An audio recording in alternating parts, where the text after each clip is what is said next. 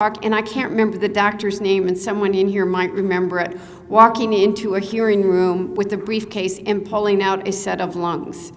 And those, I mean, it was the first time that somebody came to the Hill and testified what smoking was doing, and it wasn't in a test tube. It's kind of a gory story when you hear John tell it, but I think of how far that we've come, that was before we labeled cigarettes, and we've started to educate people about what smoking,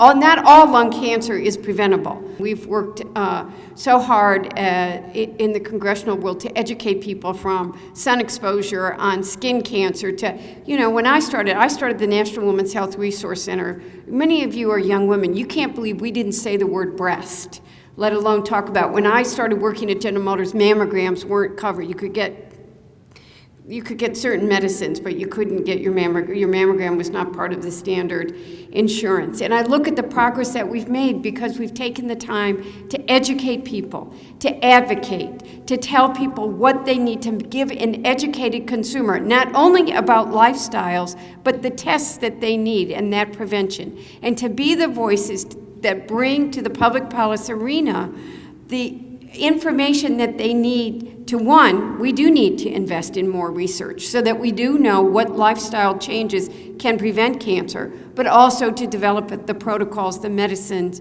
et cetera, that we need to. Wouldn't it be great if someday the vision everybody in this world would be to have no cancer and be in a cancer-free world, as your book says. So what you're doing here today is being part of an army that's going to solve the problem. It's going to help educate people out there and to be the voices that raise the consciousness of everybody in the public policy arena, from Washington, where you're here today, down to the very local level, and when it comes to whether even restaurants should allow secondhand smoke. All of it makes a difference. You're the voices that make a difference. Thank you to all of you for the work you do.